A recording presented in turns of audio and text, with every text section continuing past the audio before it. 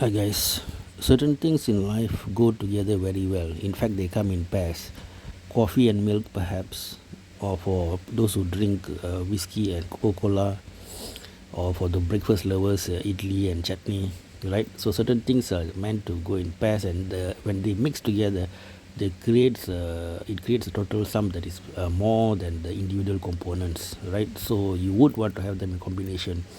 For example, rice or bread, it's rare people to just eat plain rice or plain bread. Usually, you're going to combine them with something to get that hit in your mouth, right? Anyway, sorry for the food references. Maybe I'm kind of hungry now. But anyway, talking about the combination of Rajinikanth with director Nithilan Swaminathan, who was very famous for this recent super duper hit film called Maharaja, where the script did a bit of a twist from an old Korean movie called Old Boy. But that's besides the point. Despite that, the movie had a very tight screenplay. Now, Rajini would oftentimes, I think, smack his hand on his forehead because of some of the lovely script that he missed. Because the directors either thought that he was too much of a commercial hero or he was too much of a level beyond them, and they never approached him. They just go to smaller heroes or do some alternatives, and then the movie becomes a big hit. And by the time he meets them, they probably don't have the kind of stories that had that unique flavor. Case in point is Jigar Danda, which was directed by Rajini fan Karthik Subbaraj. It was like a middle-aged gangster who gets involved in the film industry. So that became a hit. Songs were great, and when Rajini had a chat with Karthik Subbaraj, he did regret why Karthik did not approach Rajini and give him this kind of a story. Rajini said he would have definitely tried to do it, okay, in retrospect. But however, the subsequent multiple scripts that Karthik Subbaraj brought to Rajini seemed more like a damp squib, and he was not so impressed, and that's a different matter. And we also saw that Karthik Subbaraj's film output has become pretty average after that, maybe except for Jigardanda XX, which is a bit better, and some odds and ends. The one is disputable things we don't need to go into. Super hit means it should be unequivocally agreed by everybody, not only by the fans. So that's the story with Karthik Subbaraj. Now coming to a film like Maharaja. If you look at that movie, great work by Vijay Sethupathi, but you can easily imagine Rajini in such a role because it's a middle-aged man. He wouldn't need to strain too much. He doesn't need to do Jackie Chan level of flying stunts or doing some dancing duet around trees and all that. It's just a father of a girl, and a story unfolds like that. And so definitely Rajini would have another smack my head moment where about missing this particular script. And as usual with this kind of super hit movies from back in the day, even for Autograph with Charan and all that, whereby the director tries to convince various heroes of the validity of the story, but most people refuse to take it because it affects the image, or the hero does not do superhero things and whatnot. So that script was lying around for a long time until finally Vijay Sethupathi sort of got on board and the project started rolling, and the results created history. So in the context of Rajini's criteria to work with directors, especially at this stage of his career where he's literally done everything and seen everything, is that the script should be a bit interesting to him, to excite him. And number two, because he has big difficulty running away from the budget. Because even if Rajini is willing to take a very small salary, try to make it a small project, the business interests will definitely exploit it. They will still market it like a Rajini film. They will try to pump it up because they want to make money, the distributors, the theatre owners, and so on.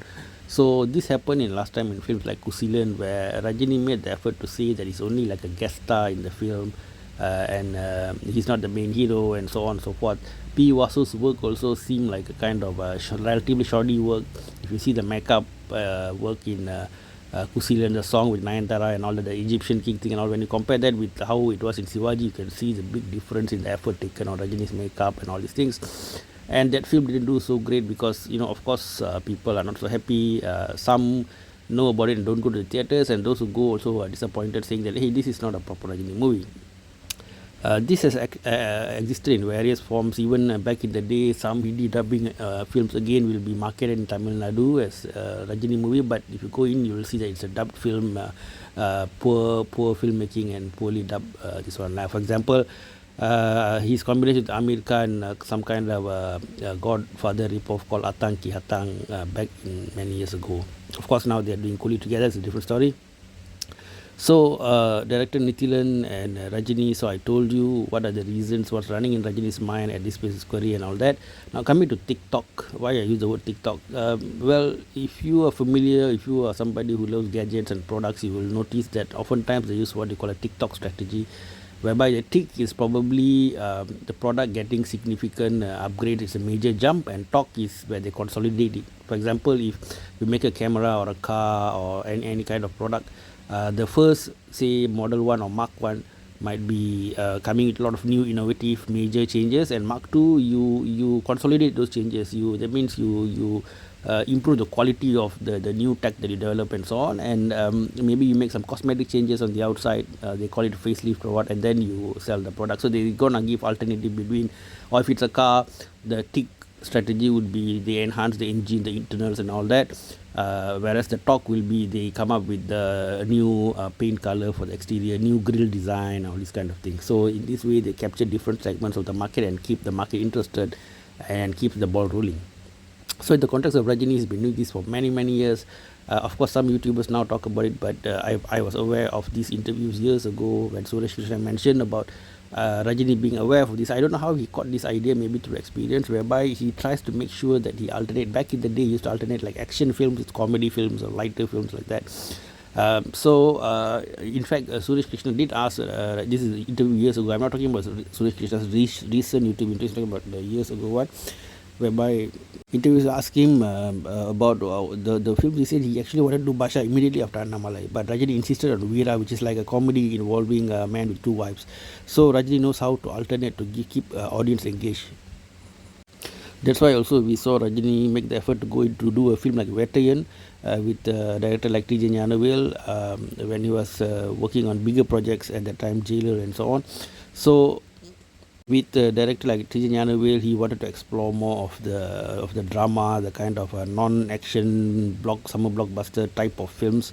But that mixture, I mean, I started talking about coffee and milk and all that. That mixture didn't pan out too well. The movie was sort of it wasn't a bad performer, but again, it wasn't a super duper hit.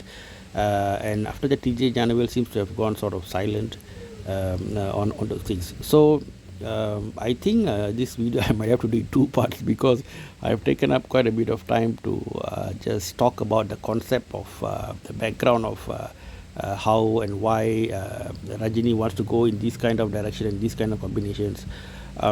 So in this part we got the introduction about Rajini missing out on some good scripts. We talked about him wanting to explore in this stage of career different kind of scripts as well.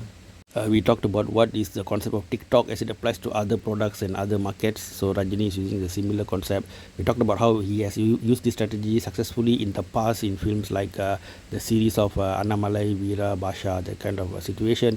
And even other films like Talapati was a heavy, serious, action-oriented film alternated by Manan, which was more of like a family film with lots of comedy thrown in.